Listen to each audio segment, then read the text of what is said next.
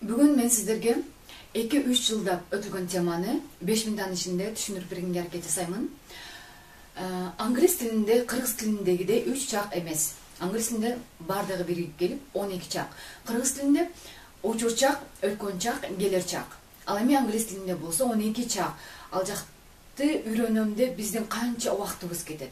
Бүгүн мен сиздерге 3 чакты түшүндүрүп бермекчимин. Буга чейин болсо мен сиздерге the present simple туралуу видео чыгарамын, жөнөкөй учур чак туралуу. Англис тилинде эң көп колдонулган чак бул the present simple tense. Мен бул туралуу видео чыгарамын, анын ссылкасын болсо описанияда калтырамын, кирип көрсөңүздөр болот. Бүгүн болсо мен сиздерге the present continuous tense, the past continuous tense and the future continuous tense. Мына ушул 3 чакты өтүп, ушул 3 чакты сиздерге кыскача түшүндүрүп беремин. Ар бир сөздү баамдап угасыздар.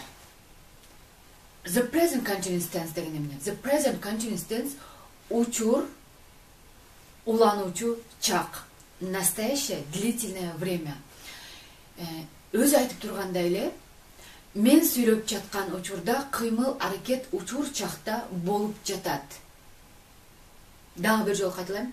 Мен сүйлөп жаткан учурда кыймыл аракет учур чакта болуп жатат. Мисалы үчүн I am reading. Мен окуп жатамын. I am reading a book. Мен китеп окуп жатамын.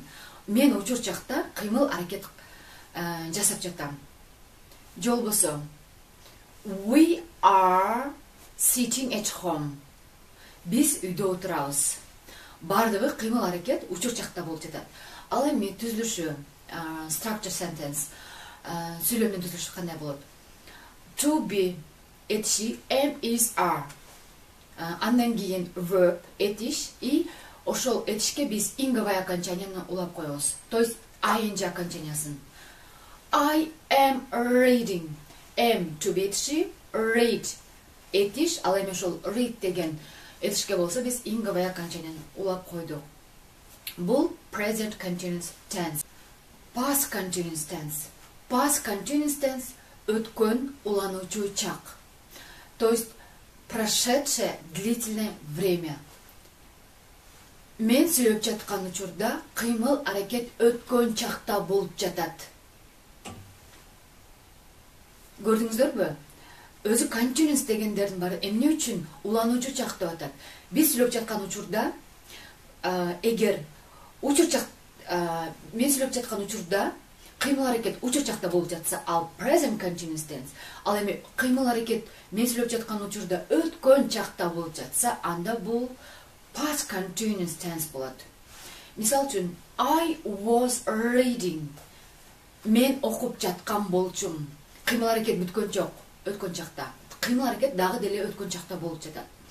Кенен эле түшүнүшүңүздөр үчүн when you called me, I was reading a book. Качан сен мага чалганда, мен китеп окуп жаткан болчумун. Кыймыл аракет бүткөн жок. Мен китеп окуп жаткан болчумун. I was reading. I was reading дегенде бул жерде караңыздар. To be өткөн чакта was жана were болуп өзгөрөт. To be'нин учур чакта 3 формасы бар. Am, is, are. Өткөн чакта was жана were. Was качан колдоносуз? Эгер жекелик санда болсо was, эгер өткөн чак болсо көптүк сан болсо анда were. Мисалы үчүн I was, he was, she was, it was. We were, you were, they were. The future continuous tense. The future continuous tense бизче которгондо келер улануучу чак. Орусча айтканда будущее длительное время болуп которулат. Мен сүйлөп жаткан учурда кыймыл аракет келер чакта болуп жатса, анда бул учур улануучу чак. Же болбосо the future continuous tense да. Мисалы үчүн, ошол эле to be этиши өткөн чакта was, were болуп өзгөрсө, учур чакта am, is, are 3 түрү бар. Ал эми келер чакта болсо бир эле түрү бар. Will be. I will be. I will be reading.